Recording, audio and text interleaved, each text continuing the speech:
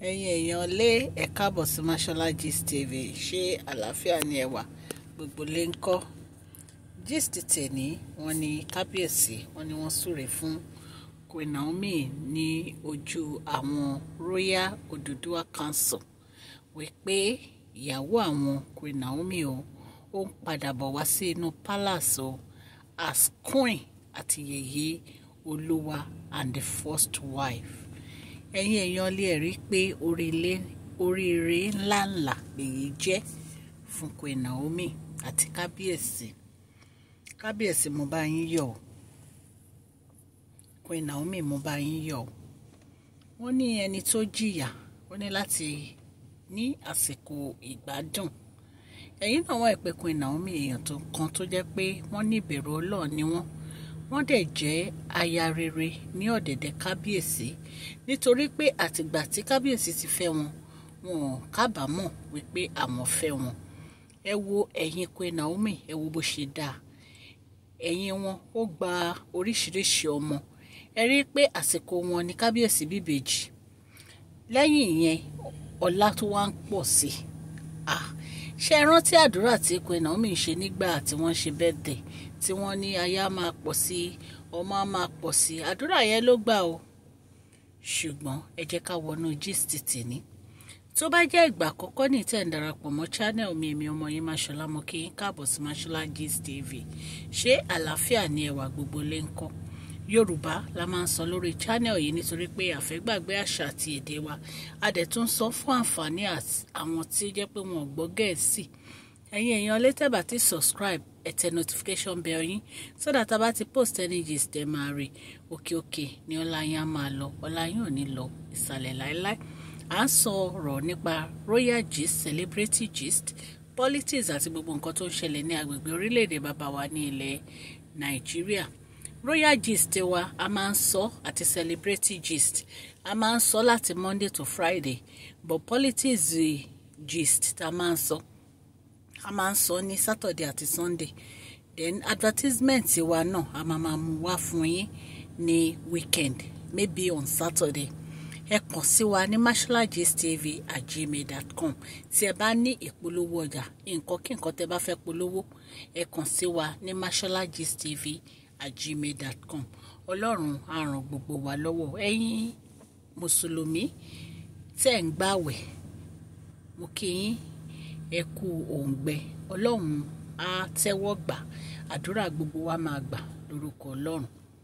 Ẹ̀yin èèyàn lé, wọ́n ní àwọn family Queen Naomi, wọ́n ní wọ́n shatter bus, wọ́n ní wọ́n wá sí palace Kabiyesi.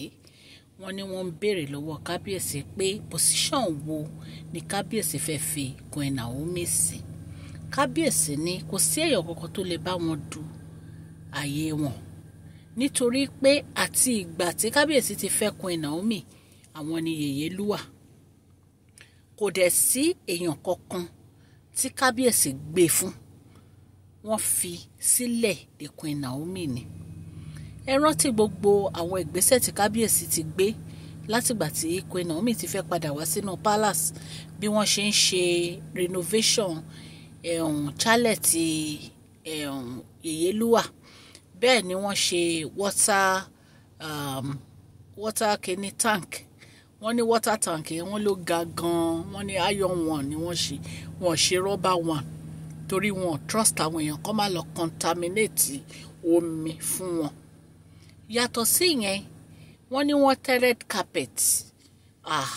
Kí ni Kabiyesi ò dá rárá tán. Wọ́n tiẹ̀ ní wọ́n tó ra wedding gown gan. Ẹ rántí gbogbo bí wọ́n ṣe lọ bá màmá wa Esther Ajayi pé wọ́n máa ṣe marriage fáwọn o. Tí màmá wa Esther Ajayi ní pé wọ́n máa wá fún marriage council. Oríṣiríṣi ìgbésẹ̀ ní Kabiyesi ti gbé lórí pé Queen Naomi ń padà bọ̀ wá sí palace. Queen Naomi wọ́n wá di ẹni tó jẹ́ pé Kabiyesi ń gbé gẹ́gẹ́gẹ́gẹ́ nítorí pé Kabiyesi mọ̀ wípé wọ́n dúró ti àwọn nígbà ìṣòro. Ṣé ẹ rí nǹkan kan ni mo fẹ́ kẹ́yìn èèyàn mọ̀. Queen Naomi ò fẹ́ Kabiyesi nítorí owó. Queen Naomi ò fẹ́ Kabiyesi nítorí ipò. Queen Naomi ò fẹ́ Kabiyesi nítorí pé wọ́n jọba. Ṣùgbọ́n Queen Naomi fẹ́ Kabiyesi nítorí pé Ọlọ́run ó yan Kabiyesi fún wọn ni. Ẹ̀yin èèyàn lé àwọn kan tiẹ̀ máa ń sẹ́ pé ṣé bí Queen Naomi ló lọ toast Kabiyesi fúnra wọn. Ẹ mọ̀ nǹkan kan ẹ̀yin tẹ́ ń sọ bẹ́ẹ̀. Queen Naomi kọ́ ló lọ toast Kabiyesi fúnra wọn o. Ìgbà tí wọ́n lọ sí sẹ́mínà kan ni Queen Naomi sọ̀rọ̀ nínú sẹ́mínà yẹn, àwọn ni guest speaker. Kabiyesi wà ń bẹ̀, wọ́n dẹ̀ rí gbogbo bí Queen Naomi ṣe give speech and everything. The man was impressed pé ọmọ kékeré yìí ló ń sọ̀rọ̀ bí àgbàlagbà. Àti ìgbà yẹn ni divine connection ti wà láàrin wọn tí wọ́n fi lọ pé àwọn tó jẹ́ pé wọ́n ṣe sẹ́mínà yẹn wípé mo fẹ́ mọ ọmọ yìí ta ló bí. Bí ìfẹ́ wọn ṣe bẹ̀rẹ̀ nìyẹn. Àti ìgbà tí Kabiyesi ti fẹ́ Queen Naomi, Kabiyesi ò kábàámọ̀ rí. Ẹ̀yin náà wò ìgbà tí Kabiyesi fẹ́ ra ilé Dubai fún wọn. Kí ni Queen Naomi sọ? Wọ́n láwọn ò ní ìdílé. Wọ́n ní ìfẹ́ àwọn làwọn ní ìdè padà. Ọkọ àwọn làwọn ní ìdè padà. Nǹkan tó yẹ kẹ́ fi máa mọ̀ pé she is not after money. Wọ́n kì í ṣe nítorí owó. Owó kọ́ nífẹ̀ẹ́. Owó kọ́ nífẹ̀ẹ́. Kabiyesi mọ̀ dáadáa wípé Queen Naomi ò kí à ń pa owó àwọn. Wọ́n mọ̀ pé wọ́n love àwọn naturally ni. Ìdí nìyẹn tí Kabiyesi fi ń announce. Wọ́n ṣàdúrà fún wọn lórí àwọn Oduduwa council. Wọ́n announce wọn pé ìyàwó mi tó jẹ́ pé ó ń fi mí lọ́kàn balẹ̀. Ó make me happy. Ẹ mọ̀ nǹkan tí àwọn èèyàn bá Kabiyesi pò lórí ọ̀rọ̀ ẹ pé kí Queen Naomi má padà wá sínú palace. Kì í ṣe nǹkan kékeré o. Kì í ṣe ogun kékeré ni Kabiyesi jà lórí pé kí Queen Naomi má padà wá sínú palace. Ṣùgbọ́n Ọlọ́run bá wọn ja ìjà yẹn, kì í ṣe àwọn náà jà nítorí pé kì í ṣe physical battle là ń sọ yìí. We are talking about spiritual battle. Ọlọ́run bá wọn ja ìjà yẹn ni wọ́n dẹ̀ ṣẹ́gun àwọn ọ̀tá. So right now Kabiyesi announce Queen Naomi as Yèyélúwà queen kan tí wọ́n ní. Wọ́n lè ní àwọn ìyàwó mi o, ṣùgbọ́n queen ẹyọ kan tán ní nìyẹn. She's coming back to the palace as a queen, as Yèyélúwà. Wọ́n padà bọ̀ wá sínú palace bí olórí Kabiyesi, Queen Kabiyesi, adé orí Kabiyesi, ẹni tó lọ ń fún Kabiyesi, ẹni tó nífẹ̀ẹ́ Kabiyesi tọkàntọkàn. Wọ́n padà bọ̀ wá sínú palace. Ẹ̀yin èèyàn lè bá ṣe gbọ́ gist àní ká torchlight ká mú wá fún yín. Nítorí pé mo mọ̀ pé ẹ ti ń follow wa láti bí ọdún méjì lórí ìjà Kabiyesi àti Queen Naomi yìí. Àti ọdún méjì láti kò sí. Àwa yìí àdẹ ní padà lẹ́yìn Queen Naomi.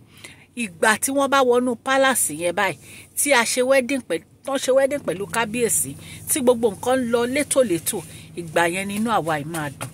Nítorí pé a fẹ́ happiness fún Kabiyesi àti Queen Naomi.